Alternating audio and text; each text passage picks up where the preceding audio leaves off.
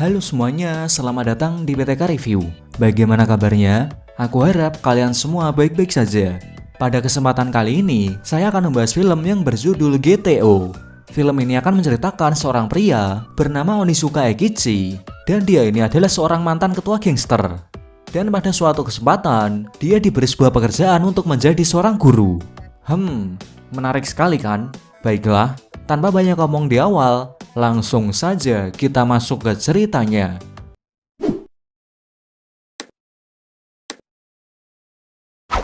Di awal cerita, kita akan dilihatkan dengan seorang guru wanita yang bernama Fuyutsuki Asuza. Ia melihat adanya sekelompok preman yang membuat onar dan kegaduhan di kerumunan orang banyak. Lalu datang seorang siswinya yang bernama Aizawa Miyabi. Miyabi mempengaruhi gurunya tersebut untuk berani menegur para preman. Namun kenyataannya, Miyabi hanya ingin gurunya mendapatkan masalah ketika menegur para preman. Benar saja, Fuyutsuki malah menjadi sasaran dari para preman tersebut. Namun untungnya di sana ada tukang kebun yang kebetulan lewat. Dia berhasil mengejar semua preman.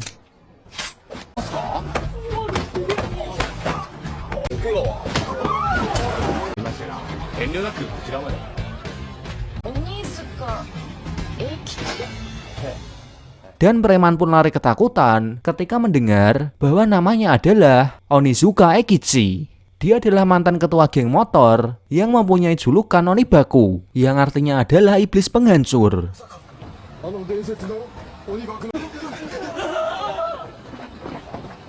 Setelah memberikan kartu namanya, Eikichi pun lalu pergi dengan motornya. Miyabi nampak kecewa karena melihat rencananya gagal. Singkat cerita, Eikichi pun sampai di SMA Meizu untuk menjadi seorang tukang kebun di sana. Dan ternyata SMA tersebut adalah tempat guru itu mengajar.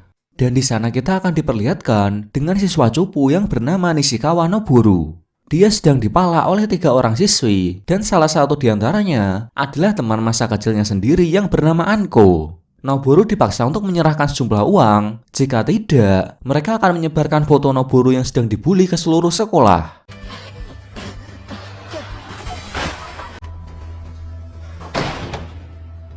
Eikichi yang sedang memotong pohon di sekolah sambil berniat mengintip kamar mandi cewek, lalu melihat Noboru di atap sekolah yang hendak melakukan bundir.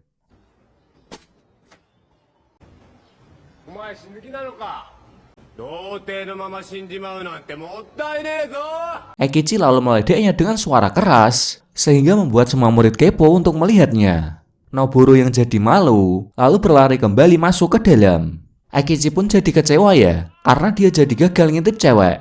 Saat di kantin, Eikichi bercerita tentang kehidupan sekolahnya zaman dahulu kepada ibu kantin. Dan dia bilang bahwa waktu dulu itu sekolah sangat menyenangkan, jadi gak membosankan. Sekarang sekolah membosankan karena para gurunya yang tidak terlalu menghargai murid-muridnya. Nah, tiba-tiba muncul segerombolan preman memecahkan kaca dan merusak kantin. Di sana para preman tersebut rupanya adalah mantan murid dari sekolah itu. Dan mereka lalu mengancam seorang guru senior. Dan guru senior itu lalu meminta pertolongan ke Eikichi. Tapi ketika di belakang Eikichi, dia malah meledek dan menghina para mantan muridnya.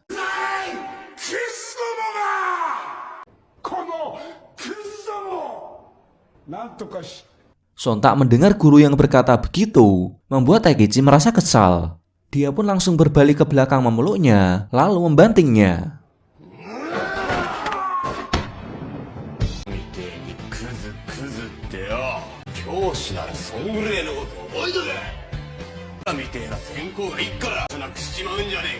Ternyata dari tadi itu si Noboru yang hendak bundir memperhatikan Eikichi dari awal. Lalu dia mengikuti Eikichi pergi. Nah, sampailah di tempat lain, yaitu tepatnya di sebuah kafe. Kafe tersebut adalah kafe milik sahabatnya Eikichi yang bernama Ryuji. Ryuji ini adalah sahabat sekaligus teman satu gengnya dulu. Di sana ternyata Eikichi membawa para berandalan, yaitu para mantan murid sekolah tersebut. Dia meminta Ryuji agar memberikan mereka pekerjaan sambilan. Sementara itu di luar, Noboru yang sedang mengintip ke arah kafe lalu dipergoki oleh seorang polisi. Polisi itu bernama Sejima, yaitu juga merupakan sahabat dari Eikichi dan Ryuji. Jadi mereka bertiga ini adalah 3 serangkai yang sangat ditakuti di geng tersebut. Sejima lalu membawa masuk Noboru untuk diinterogasi. Di sana Noboru bercerita kenapa dia bisa dibully oleh para siswi tersebut. Ternyata itu adalah kesalahannya di masa lalu, di mana pada waktu itu Anko diganggu oleh para berandalan dan sempat meminta tolong kepada Noboru. Namun sayangnya Noboru malah berlari meninggalkan Anko sendirian. Karena kasihan, akhirnya Eikichi pun akan membantu Noboru menyelesaikan masalahnya. Akan tetapi ada syaratnya. Syaratnya itu adalah Noboru harus jadi teman Eikichi dan juga semua itu ada ongkosnya.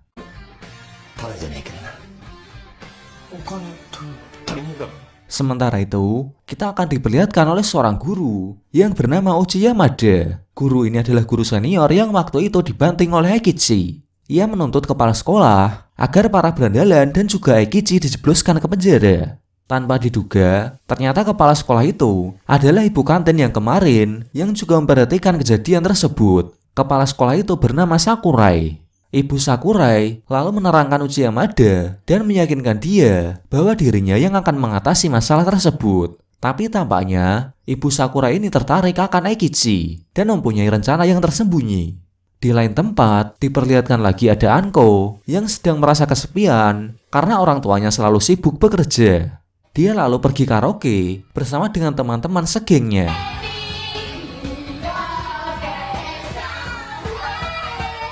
Namun di sana ternyata ada Eikichi yang sedang berniat untuk melakukan pembalasan untuk Noboru. Lalu mereka diikat dan difoto dengan tidak senonoh dan memberikan foto tersebut ke Noboru. Saat di kafe, Noboru lalu menyesalkan kejadian tersebut. Dia merasa tindakannya itu sudahlah sangat berlebihan, lalu dia pun menghapus fotonya. Di perjalanan pulang, Eikichi lalu disamperin sama si Anko yang tadi difoto. Anehnya di sana, dia malah berterima kasih kepada Eikichi karena itu telah membuka pikirannya atau menyadarkannya. Dia juga merayu Eikichi untuk bisa menemaninya malam ini. Eikichi yang mesum dicampur canggung, digoda oleh cewek cantik yang gak bisa nolak lah.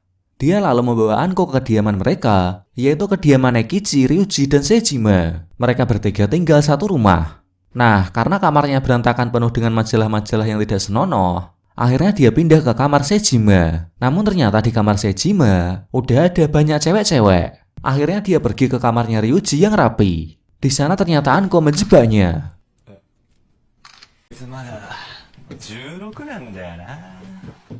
Di sana muncul para preman yang dibayar oleh Anko. Preman tersebut lalu memukuli Eikichi dan Anko pun pergi untuk mengejar Noboru. Ternyata Ryuji dan Sejima akhirnya datang untuk menyelamatkan Eikichi dan preman-preman tersebut malah diajar habis-habisan dan dipalak juga uangnya.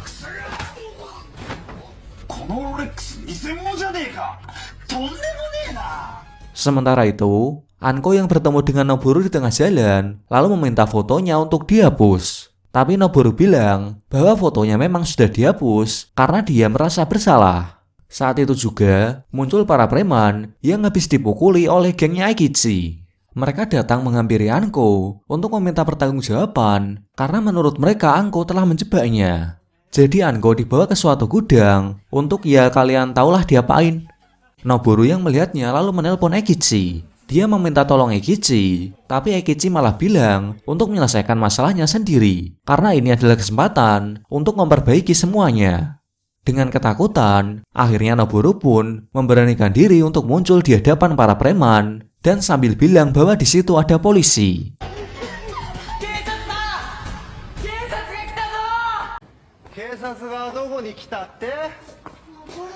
Tapi sayangnya, para preman itu nggak ada yang percaya. Mereka lalu mengejar habis-habisan Noboru hingga babak belur. Lalu dari kejauhan, tiba-tiba terdengar suara motor. Eikichi menerobos masuk menggunakan motornya dengan keren dan mengejar semua preman di sana.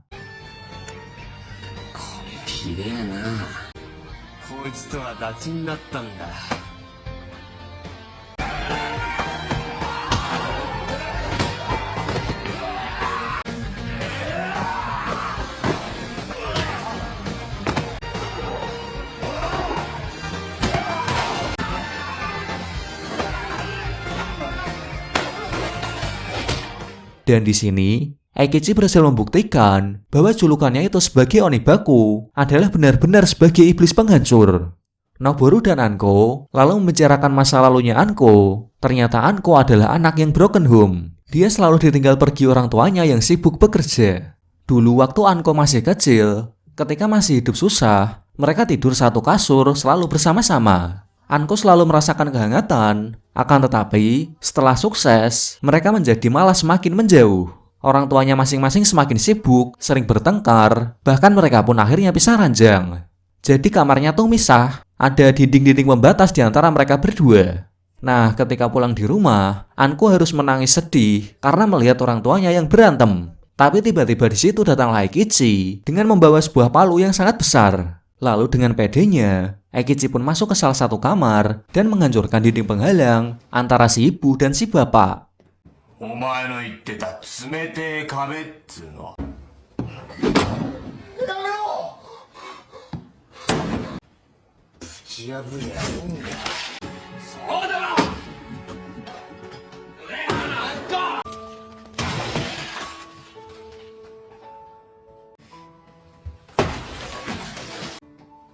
ごめん。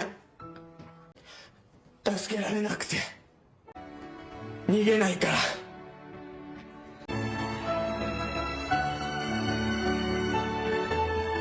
Keren banget kan? Dia sangat berani mengambil keputusan, kayak agak mikir gitu, tapi hasilnya selalu bikin kita tercengang.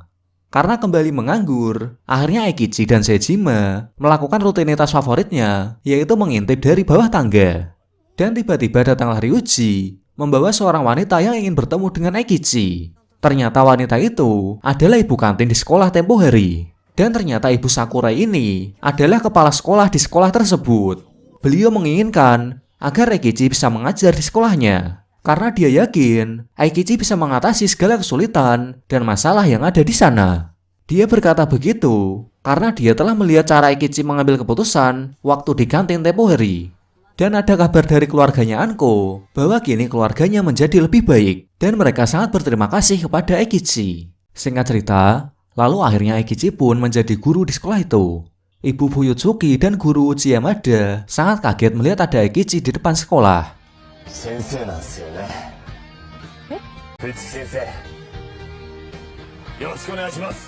Dan Pak Uchi Yamada pun akhirnya mengajukan protes lagi terhadap kepala sekolah.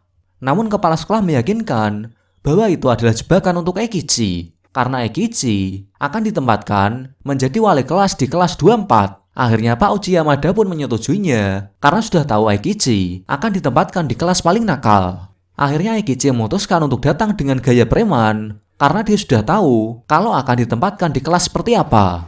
Dia membuka pintu dengan kasar, menggebrak papan tulis, dan menuliskan kata GTO dengan besar sambil memperkenalkan diri dengan barbar. Namun alangkah kagetnya, ternyata murid-muridnya itu terlihat kalem-kalem dan baik-baik. Sontak itu membuat dirinya menjadi malu. Ternyata di sana juga ada Anko dan juga Noboru, serta juga ada Miyabi. Nah, Anko dan Noboru yang sudah berteman dengan Eikichi, lalu hendak memperingatkan Eikichi tentang kelasnya. Namun ternyata di sana sudah ada Miyabi yang terlebih dahulu berbicara kepada Eikichi. Miyabi bercerita kepada Eikichi bahwa ada temannya yang tidak pernah masuk ke sekolah dan selalu membolos. Dan Miyabi juga meminta tolong ke Eikichi untuk datang ke apartemennya guna membujuknya untuk kembali bersekolah. Eikichi dengan percaya diri lalu menyetujuinya dan akan berangkat ke apartemennya Miki, seorang murid yang tidak pernah berangkat ke sekolah. Dan episode 1 dari GTO berakhir. Apakah Eikichi bisa meyakinkan Miki untuk berangkat sekolah kembali? Dan apakah yang sebenarnya direncanakan oleh Miyabi? Penasaran akan ceritanya kan? Tunggu saja di episode selanjutnya. Terima kasih sudah menonton, dan sampai bertemu lagi di video selanjutnya.